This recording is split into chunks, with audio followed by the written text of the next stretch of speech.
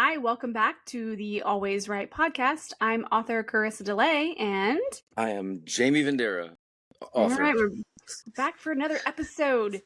I brought a new water jug. Listen, do you have a collection? Like, is there like I do, but Yeah? my wife is worse. Like, we got a whole two cabinets full. Oh, I need another one. Why? You got one mouth. But I can say the same thing. Oh, wow. Like, really? You say that to her when you have like 17? I will, but she's got 117. Seriously, it's insane. Poor Diane. I'm gonna vouch for her. I feel like you're gonna throw her under the bus for this, and it's probably you that has taught her to drink so much, and therefore she is. You really don't drink that much. Yeah, oh, she just likes the aesthetic of the water bottle? I think she does, because she's like, I need to drink more water. Yeah, you Maybe do. if I get another water bottle, I'll drink more. Yeah, exactly. She's like, man, if I had it, it'd be perfect for the ice, and I like it cold. And this is only 1.5 liters, and she probably don't even drink this in a day. Only. That literally looks like a mini me from Austin Powers. It does. It does. Looks like a baby gallon. It's my baby. My little baby. Oh my gosh. All right. Let's actually talk about something pertaining to writing today. Oh.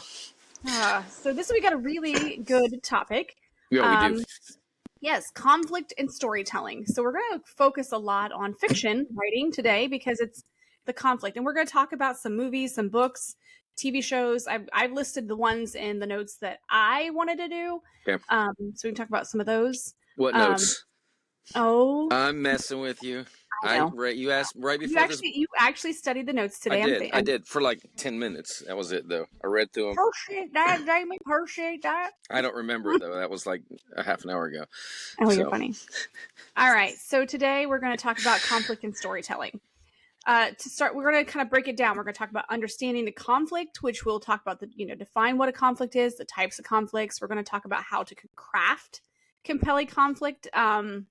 And then we're going to kind of go into like the resolution of the conflict. And then we'll give some of our examples, essentially, and then, go from there. All right. To start off, you want to define conflict for us? Yeah, it's the struggle between opposing forces. I'm reading Chris's notes, so I get this exactly right. Conflict is the struggle between opposing forces that drive the narrative. It can be internal with a character or external between characters or between a character and their environment. And actually, I think I've written in all these. I mean, if you think about any compelling story, there's always some type of conflict. Like even in Crisis Artifact, there's multiple conflicts. The main character, Cesar Guevara, is a recovering alcoholic. His family had died. He was an archaeologist when they were on an expedition, and he watched his daughter die. And but it's a supernatural type of book, so there's more forces, and all of a sudden there's this cataclysm, there's earthquakes, hurricanes, so he's fighting also against the environment, and he has a way to stop it. So with that, with that, what type of conflict would you put that in, with like man versus self and man versus nature? It's actually man versus self with man versus environment, because it's so unique, because it's not unique. Someone else has told this story, but here he is like kind of like a superhero, the underdog that you wouldn't really expect. But since he's fighting conflict within himself, he can't really unleash what needs to happen to, prevent, basically the earth from dying. So it's a struggle, Well, and here's the thing, though. In your stories, you don't have to have just one type of conflict. You can have multiple overlapping conflicts. So with that one, with this types of conflict, you can have like the man versus man. I'm going to say human versus human. Yep. A direct conflict of characters, often like it's typically the protagonist and the antagonist. But like with yours, it's the character, the human, and well, it doesn't have to be human to actually, like, because we have stories of aliens. So yep. Man versus self, that internal conflict you're talking about with a character that he struggles with his own issues, his desires, beliefs, decisions that he's made in the past. That's the conflict with that one. Where he's also struggling with man versus nature, which is another type of conflict, which is the conflict between the character and the natural forces and the desire and the disasters that have faced on Earth. Yeah, so that's I think I love writing in conflict mode. I mean, I try to stay in the conflict. That's like even Phoenix Earth. Here we are trying to re-terraform Earth, and and also facing racism from humans going to another planet and crossbreeding and then coming back. But I mean, if you look at any comic book, I mean, that's man versus man. Super man versus Lex Luthor. There's always that battle between the hero and the villain. Yeah, but do you think like with comic books too, and with what you were talking about, Phoenix Earth, that's more of like a also man versus society. So that's where you're like they're battling against not only their nemesis, but you're also battling against these societal injustices. Like you talk about racism and things like that you've talked in some of your stories. The injustices and the norms that are in society, your character's battling against it. Yeah, I mean, see, you took me on to. I'm trying to remember the name of this film. I can't remember the actor. He's like, well, all right. Matthew McConaughey. McConaughey. Remember the movie he was in with? I don't watch many McConaughey movies. Oh, I can't remember the name of this other actor. Really skinny. He played Incredible Hulk in one of the movies. Edward Norton. Edward Norton. Remember the movie? And he was like, he was like mentally challenged. He's like, it wasn't me. And then at the end, he's like in jail. He got off. He was up for a murder, and then I think is that is that a movie? Is that a TV series? That's a movie. No, it was a movie, and I'm pretty sure it was McConaughey. And and he got Edward Norton off of this. And at the end, he's like, "Wait a minute, you really did do it." And he's like, "I was wondering how long it take to figure out I'm not some idiot, but it was too late. He got him off." So yes, yeah, no, I would watch movies, but I don't watch a lot of stuff. So that's probably something that my husband's sitting there saying it's this movie, and he's going to tell me when he's watching it. This is the movie you guys were talking about. Yeah, because I can't remember. I can't remember yesterday. I don't even know what I watched on Netflix last night. So, all right. So we've listed like the main types of conflict. The one we did not list that was on my list was man versus technology, which is more like the Terminator. Exactly. That's exactly took it out of my mouth. That's exactly what I was thinking. Or The Matrix. So yes, I love those movies. Yeah. So. Yeah, which is so man versus technology. That's the conflict arising from the complexities or dangers of technology and advances. So kind of where we are in the world today and with AI. Speaking of AI, so when we did the episode on AI, I remember we downloaded like different AI apps, and we kind of played around with them to see like how do they work, what's their limitations. Well, speaking on that, one of the things I learned was AI has a layout. I don't know if you noticed this, but no. AI has a specific layout that it'll do an overview of what you asked in the question. It will list and itemize things very specifically, not expound on them, but they'll it'll give almost like a small summary of each topic. And then at the very end, it'll in conclusion summarize what it just said. So it has an outline. So it's in its algorithm how to lay it out. Every time I'd ask a question, I see how it lays it out. So I can always tell if someone is using AI in a comment. Well, literally my assignment for my class I'm finishing up at ASU, a student, the professor asked a question, and then the same question is asked 4 times, and you have to use the question and answer it as a conflict. Then you have to answer it as a solution, like a problem, how you're solving the problem. Third is a rethink, like, okay, now that I've said this is kind of how I'm reevaluating the question. And then the fourth one is, okay, my final thoughts, here's actually the truth of what I feel is going to happen.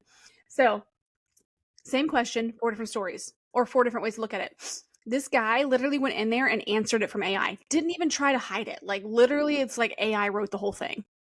I hope the professor called him out in class. So the professor called people out on not answering the question and saying, please make sure you looked at the prompt. There is a specific way to do this. But I was just like, oh my gosh. Like this is so AI. This is literally word for word. So I typed it into the little chat box that I have just to ask the question, and it literally came up with almost the exact same thing. Yes. Yes. I was like, how to fail a class. But right? you Like, got to add to the list of all the words we make up. I like back in the 80s, it was like gag me with a spoon. You need to add this is so AI. Because that's a statement. Yeah. yes, This this is is so like so AI. I'm writing that this is so AI. so AI. All I right. wanted to passively aggressive say that in the response because you're allowed to respond to students. So instead, I had, You had internet AI etiquette. rewrite it. What you were going to I say? should have. I should have had. But AI told me this. Just like at me next time, bro. I'm kidding. That was terrible. That was so cringy. All right, let's move on. Back to the notes again. Yes, crafting compelling conflict. Craft. Speaking of crafting, I love the movie Craft. The Craft. That was Oh, one I of my. do I too. love that movie. Oh, anyways, I love how crafting. I dyed my beard kind of white today, just for all of you. I made it white. Oh I'll my let it. gosh. I'll let it grow back out black next week when it's coal black or purple or blue. I don't know why I like saying that. I said it before we started. All right. I'll shut up now. All right, I love the craft. Yes. compelling conflict. All right, so this one I have about 6 breakdowns of ways to craft compelling conflict. I have like establish clear stakes, develop relatable characters, create tension and escalation. Use conflict to drive character development, which I spelled development wrong. My bad. I didn't spell that right. Not that it matters, but it's in the We need notes. to add that to development. Listen, I'm a terrible We speller. need to develop men because we're children. Yeah, I'm terrible at spelling. So literally, I had my husband go over certain things, or he'll say, "Hey, by the way, you posted this and this is spelled wrong." I'm like, "Thank you." I I'm do not it like, every "Oh my day. gosh, don't tell me that." Like, I'm like, "Oh, thank you," because I'm a terrible speller. And it's not that I'm not technically I could spell certain words, but sometimes when I get to typing, my G turns into a C because they're so close. Things I like do that. the same thing. I have to go back and reread my post 3 or 4. I'll go back and edit what I catch, read it again, and because I always have 15 typos. So, but listen, these 6, because you got incorporate multiple dimensions of conflict, surprise, and subvert expectations. You need to watch this episode and listen several times because this is serious stuff here. I mean, All right, if you let's want talk. to, Serious business, people. you got to pull people with conflict. So let's go one by one. Yeah, one by one. So let's go back to the top. Let's go to establish clear stakes. This is where you highlight what the character stands to lose or gain. A lot of times when you're writing a story, that's your kind of like your drive towards the plot twist is like what is the gain from this, or what are they going to get if something happens? What are they going to lose? What are the stakes? You want your audience invested in what these character outcomes are. You want them to be somewhat relatable too. So establish what is at stake for your characters in the plot twist. Yep. Okay. So I mean, something simple. I was watching something the other day, and there was this scientist who invented some kind of like bomb with a virus in it, and he had it strapped to his body, and he was going to blow himself up. And they're like, "Why are you doing this? Like, you don't understand. They got my family. If I don't do this and kill all these people, my wife and my daughter are going to die. So I got to sacrifice myself and 100 people in this building." So there's some serious conflict. Age-old question, and we've said this before: the one for the multitude. Yep. Yeah. Absolutely. Yeah, and that person in that situation would have chose the one because they're choosing their small number of family over the multitude. So they made that decision. Yeah. So next, develop relatable characters. Here, your motivation should resonate with the audience. You're fostering this empathy, engagement.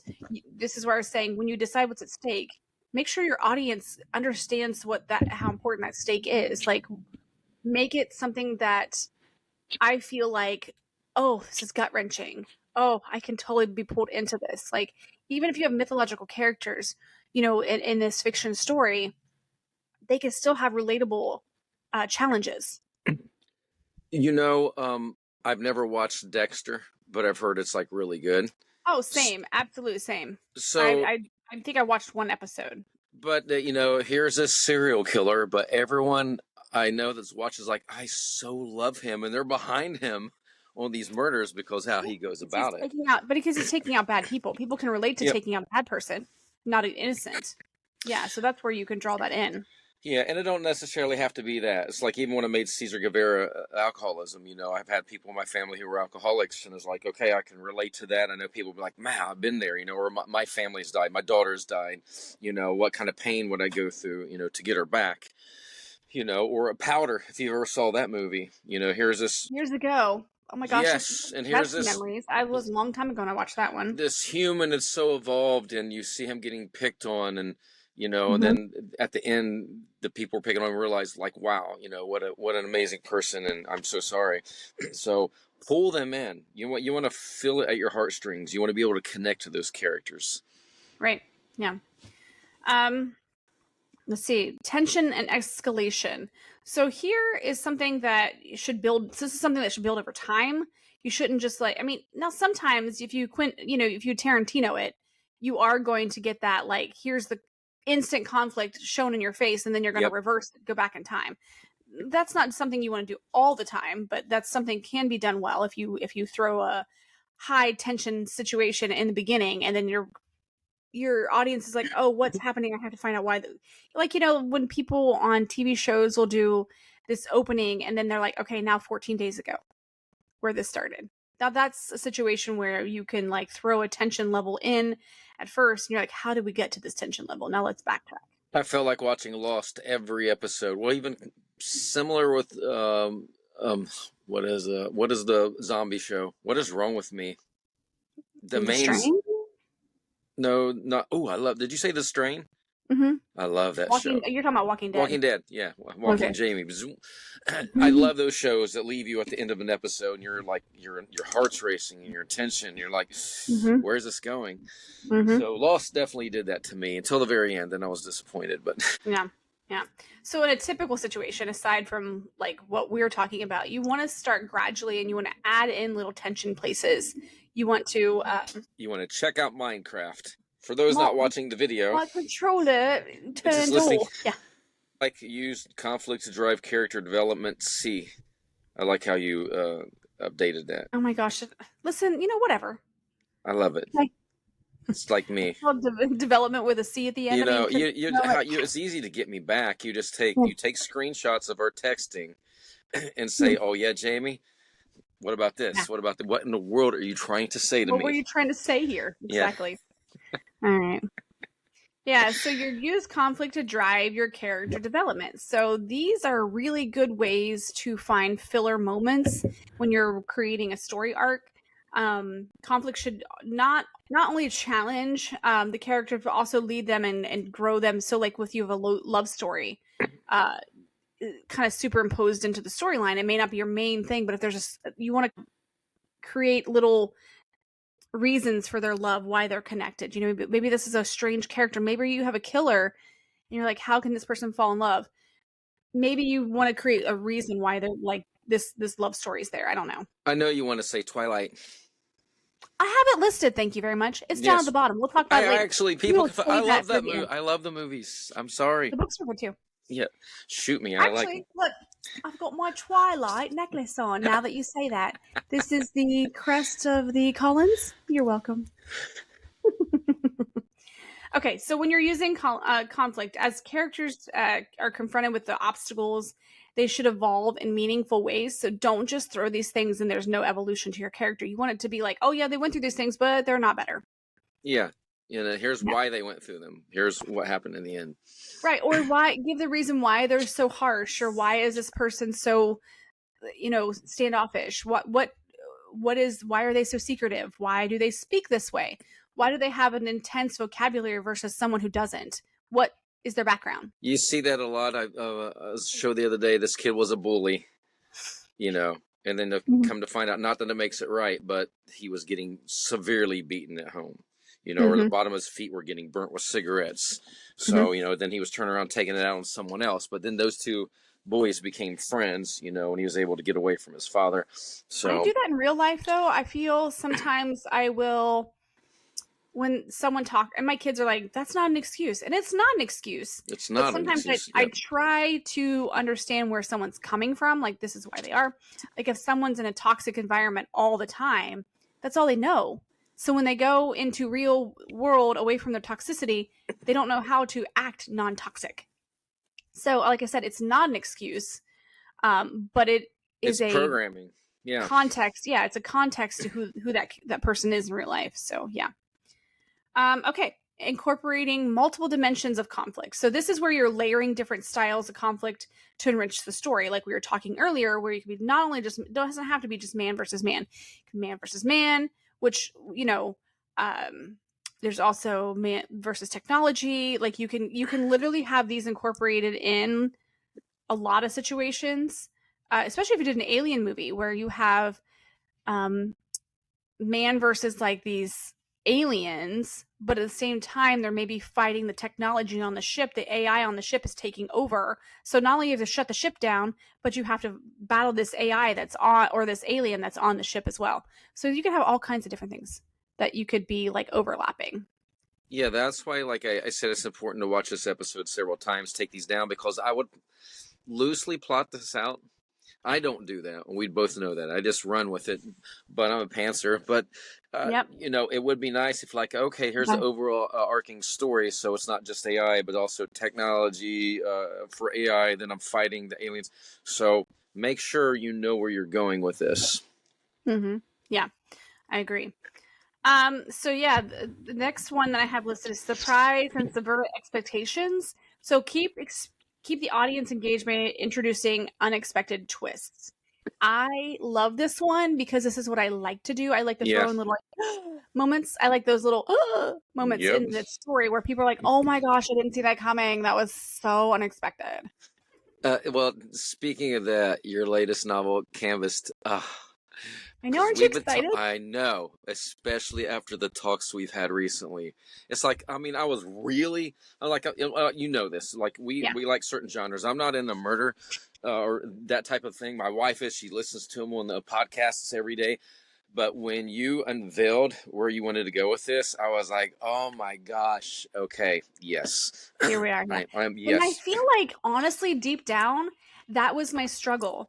So for those listening and who have listened to the evolution of Canvas and some of the things I've talked about, I have not been very diligent about writing because I felt like not only am I busy, but I'm like not motivated.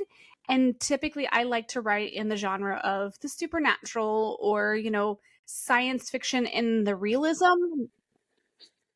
What? Don't give it all away. I'm not giving anything away. No, but I am going to throw it out there. Here's your plot twist for Canvas that I am changing this, keeping the story. Yep. But I'm adding the paranormal aspect to it.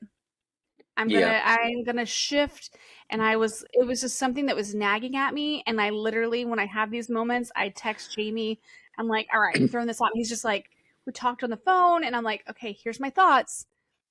And he's like, yes. And then I thought about it more now that he was like totally on board with this. Me too. I was like, okay, and this is the backstory of this character, and like, it's gonna be amazing. Yeah, remind me after this podcast to remember what I need to tell you right now that I can't tell you on the podcast. I probably won't remember then, but maybe I will. Give me a clue word. Same universe. Okay. All right. Okay. All right, let's move on here. So, well, like I said, so surprise, oh my gosh, Surprise. Mm-hmm. Yes. I don't know. Surprise expectations. Let's just go with that one. That's the fast ever it is. Okay.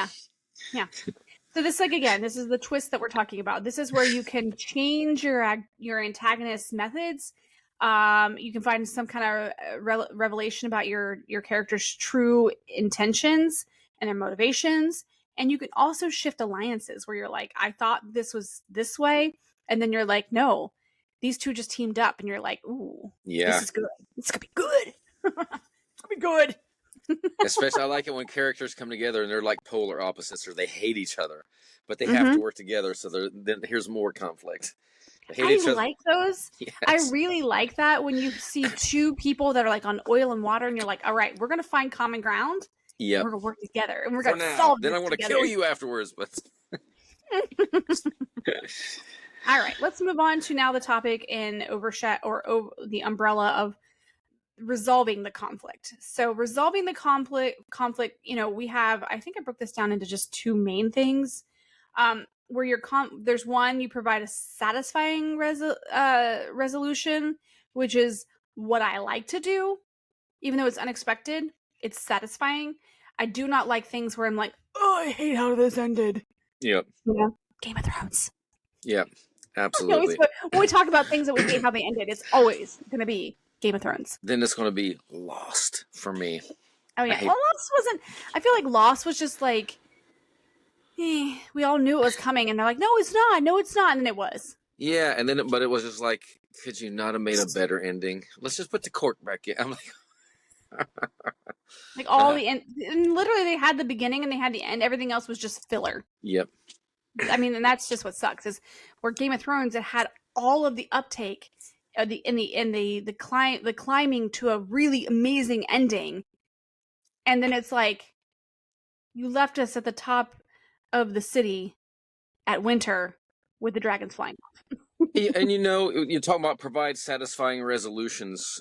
This is not just for your company. This is for everything. And I was talking about this with Lost. The one thing that really pissed me off is they had the young boy on the island and his father, and I can't remember his name, but the bald-headed dude took over, was like really mentoring that young Locke or something like that. John Locke, and then the young boy, and the next thing you know, they get this kid off the islands, and this was like like, you're going to be huge, you're a big part of this, and then he's off the island, and a couple of seasons later, one of the other characters gets off the island for a minute, and they see him where he's going to school or something, and I'm like, okay, you said he was a huge part of this, and then boom, he's off the show, and then one scene 2 seasons later, like, oh yeah, hi, I'm in school, see ya. There was it was stupid. No resolution. If you have a character, even a minor character, make sure you resolve what was their purpose. It should be a satisfying resolution. It shouldn't just be like like you give me all this, and that's what you left me with. Exactly. And when I wrote Four Rivers, I remember my friend Sherry. I had her read the ending, and she said to me, I wanted the constructive criticism. She said, I'm going to be honest that I feel hopeless with this ending. I feel like I've went through this stuff with the characters, and I feel like very hopeless. Like her decision was just like out of disparity. And I'm like, okay, I got to reword that because that's not the feeling I want you to have. So it helped me by letting me know that what I had left the reader with was unsatisfying. So I could reword it. And then when I reworded it, she's like, yes, now I feel like there's hope. And that's what I wanted. And I'm like, you say that, Karisa, and I'm fine with that. But there's times, well, like, was it Empire Strikes Back? And at the end, Luke Skywalker got his hand cut off. And I'm like, I felt destroyed. Or there was the Deathly Hallows parts 1 and 2 at the end of part 1, and they're out there. How do you spell Hallows, by the way? Hallows, maybe. I don't know. I spell it wrong. I don't know. I thought it was Deathly Hallows. Maybe it is. I just see him saying Hallows something. Hallows. Probably wrong. I don't know. Anyway, like, I felt like despaired, and I felt like empty, and like this didn't resolve anything for me. But it was in such a way that I was like, I can't wait to the next movie because I'm destroyed. Where's this going? So yeah, I kind of felt like with the death of Snape, I was very sad when Snape died, knowing who he truly was, because when you get the tears and Harry finally sees all the it was always. Yep. That whole always came to like this impact with those tears. I'm like, oh my gosh, this is so deep on so many levels. And then you start to rethink the entire process of the movie and books through again. So yes, so the conflict should have a satisfying resolution, whether it's through triumph, through loss, through compromise. The way that conflicts resolve significantly impact the audience's experience and their perception of your story. So. And you followed up with leave some questions unanswered. Now, when you're thinking about this, do you mean, say you wrote a series, and I can understand leaving questions unanswered from book to book, but how do you feel about when the entire series is done and there may be 3 or 4 questions? Do you like that? That drives me nuts. I feel like not everything has to be answered because this is where your audience chit-chats. This is where your audience is like, oh, what about this? Like, I don't know that. So then they read it again and they kind of break it down more and they try to figure it out. yeah, I mean, and you can lightly answer it already. Like, I feel like you can put a rhetorical answer in there somewhere that your audience can decide for themselves something. Sometimes they don't want to know everything. Sometimes they want to internally decide the answer for something, like small things. But I definitely feel like the bigger questions do need to be answered and not left hanging unless you have another book coming. With Crystal Gate, I left off literally everybody that had read it told me like, oh my gosh, I need Four Rivers. When is this going to be done? I need to know what happens. Like, you literally left this character here and you left that character there. And so with Four Rivers, I picked up exactly where I left off and went in and directly, like, full force, because the second book you can go in full force because you've already started the climax in the first book. So yeah, the conflict was right there. It was intense and everybody's like, oh my gosh, I need to know what's going on. What's happened to this person? And then, like, with your epilogue, you can kind of like dangle some answers essentially if you're going into a next series, I feel like. But you can Yeah, I do. I will say it drives me nuts when everything's not answered. But I do like when I'll see fans be like, oh, you know why? Because they're really not dead. And they ended up here, and this is why. Because if you read it in book 3, and it's like, it could be true, could not be true, And I'm sure some authors like to set it up like that to make them seek it out. And I think that's where fan fiction comes from. Like, oh, it wasn't resolved enough for me, so let me write out this character development. All right, so the next topic, and I put a few in here, and maybe this will spark your imagination as well, but I put some examples of literature and media where there's different conflicts. So I broke it down into conflict type and a kind of an analysis of the type. So let's go with the classic first, Pride and Prejudice. My wife is going to love this. Hi, Diane. This is for you. Yeah. So this is that internal conflict versus the social conflict. For those who've not read Pride or Prejudice or watched the movie, it's very good because you have these two characters. One, this social person who's distant, who doesn't want to find love because of the status quo. And you have these main conflicts resolved around Elizabeth and Mr. Darcy. And this is something my kid has read, and I watched the movie. And I'm sure the book was way better, but like, yeah, this is a good one. This is one where it's like the conflict resolves around the struggle against the societal expectations and her prejudice against this man that she thinks he's some way when he turns out not to be. This conflict leads to her personal growth as she learns to reevaluate her judgments. Social conflict showcases class distinction affecting her family and relationships. I really liked the movie, but it was a classic love story where it's like you're such this person, and as the audience, you're trying to like mentally tell the Elizabeth, he's not that way. I hope you can see this. And then when she gets to see that side of him, you're like, oh, thank you. So I love that you chose the Shawshank Redemption, mainly because that's where they hold Incarceration Festival. So I've been up and toward the prison, but God, I don't even know how you pronounce his last name. I don't even Defresny. I don't even remember it. But we had this guy Andy who got thrown into jail. And then you had that corrupt prison warden. Surely everyone's watched this movie by now, and so he's doing his taxes and the books, and he's cheating. So all of a sudden he has this, conflict internally because he's got to maintain hope and dignity in this harsh environment, and that basically drives the narrative. But there's also this conflict influences his journey from a wrongfully imprisoned man to a beacon of hope for other inmates, culminating in I'm reading Chris's notes now, culminating in a powerful message about resilience and redemption. But look how, the inmates and some of the guards came to him like, hey, I got to put my kid through college. How can you help me with my taxes? Right. Or when he was getting books he was trying to better the prison, and he kept writing, and they finally started sending books. So though he had to deal with this douchebag, who thankfully ended up in prison himself, this corrupt warden. And the main plot twist is a spoon. Yes. Yes.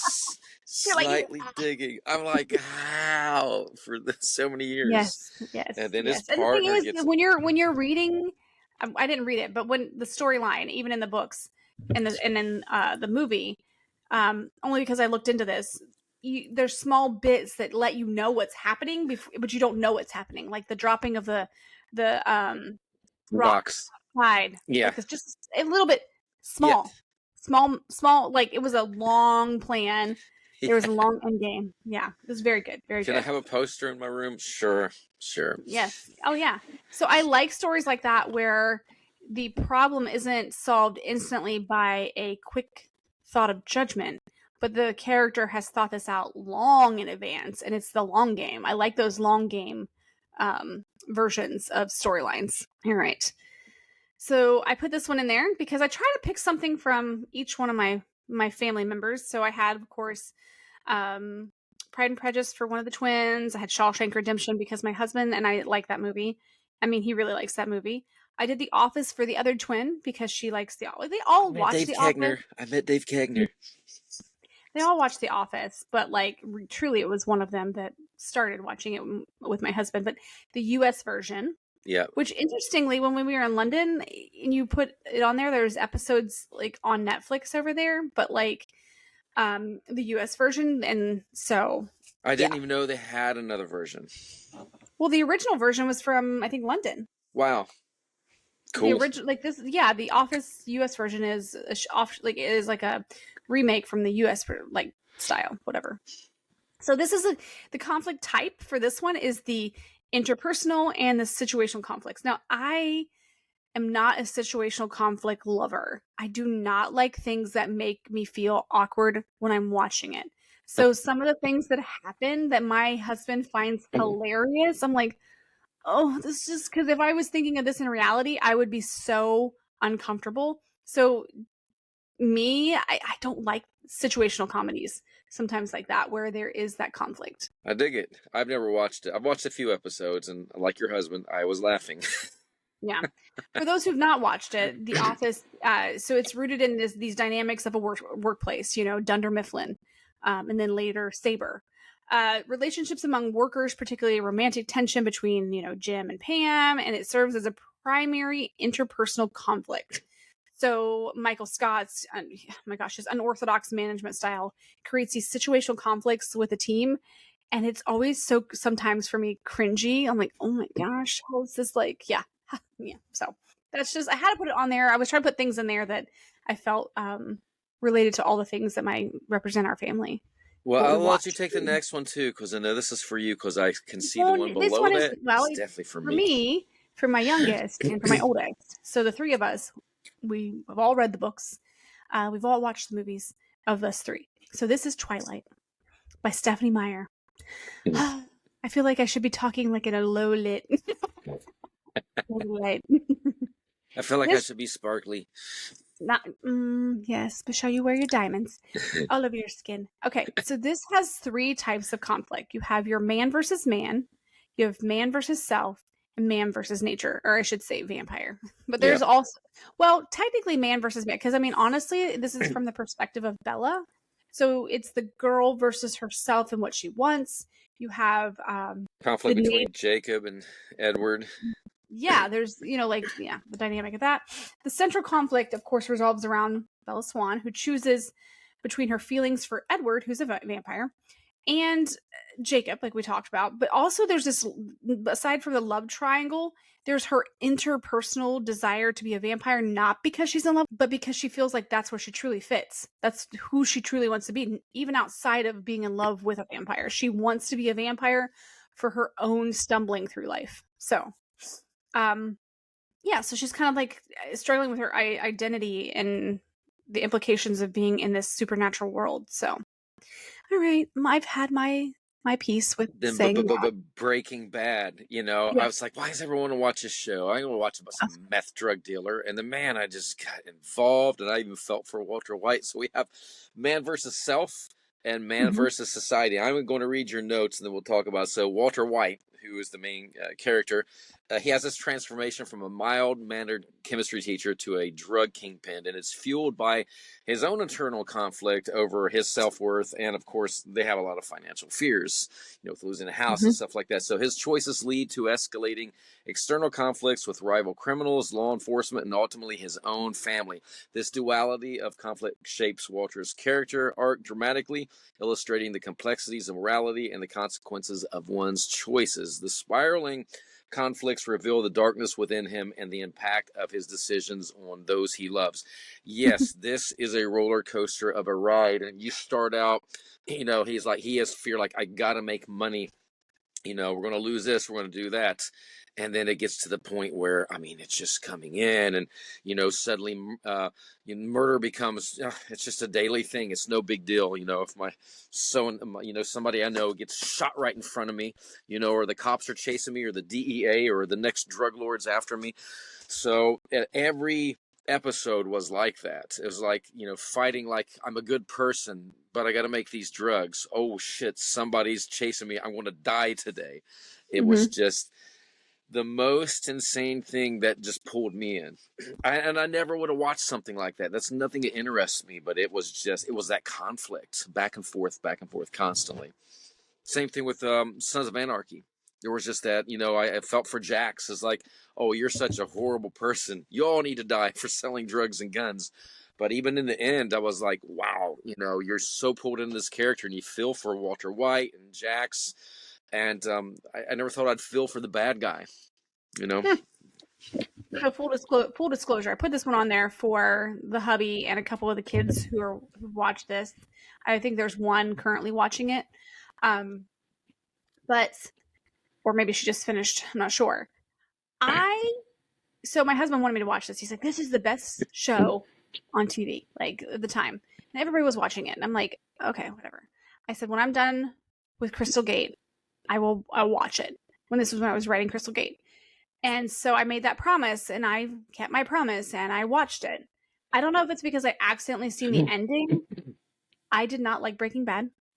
I did not like it. I didn't like the conflict. I didn't like Walter. I liked Jesse, but I did not like the show. I liked Better Call Saul, but I did not like, I don't know.